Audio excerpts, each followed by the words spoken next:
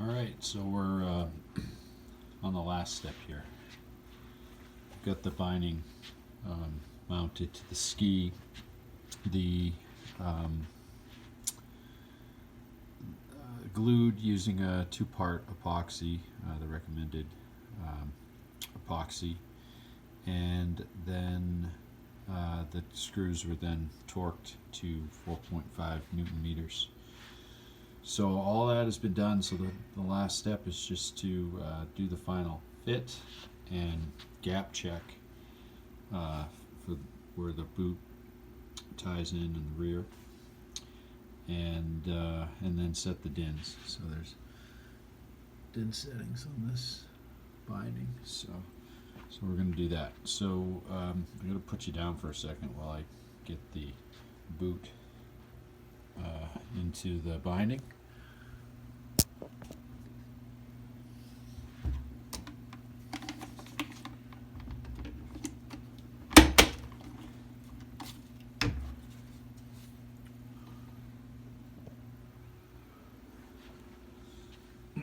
So you're pretty good alignment right here. So that's important to make sure that you have good alignment on the pins. Otherwise, that means your front toe was out of whack, you didn't get your center line set up correctly, and therefore the whole thing is out of alignment. So hopefully that won't happen if you're just careful and methodical about your steps. It shouldn't. So then what we want to do, as I said before, is check this gap and then set the DINs, which is pretty self-explanatory in most instances. But let me lock this down.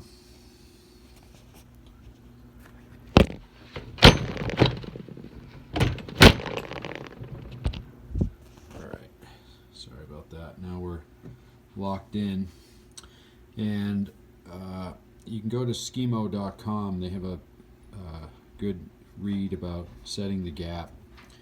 It's different for different types of binding. So this particular binding has a big pin through the middle. So the pin is designed to pivot back and forth with the ski. It's also got a rotating toe piece as well, and then the DINs. And the gap here is supposed to be 0.15 millimeters, which roughly translates to 0.007, or actually 0.006. I have a 0.007 feeler gauge, which I've really just set to be very, very tight, but it does sort of slide in and out of there very tightly. And that should give me the gap that's necessary for the flex of the ski. And then the binding, as I said, in this case is designed to pivot back on its pin, on its very robust pin, and it gives the whole system the DIN setting. Dynafit does say that you're supposed to have their particular boot to make it DIN certified. I don't think it's really necessary. I think what they mean is their boot connection piece on the pins, but those have started to become pretty universal. And the only issue you can really have is that at the manufacturer, if they've over tightened it, it'll be crooked, and then in which case you might have to buy a kit to redo it. And you can Google that and get information, so that's easy enough. Setting the DINs is 245 size boot, height, weight, skier type. She's a 7. Based on that information, you got to know the chart, have a chart.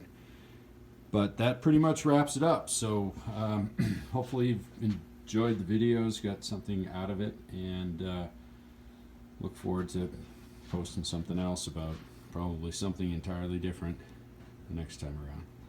Talk to you soon.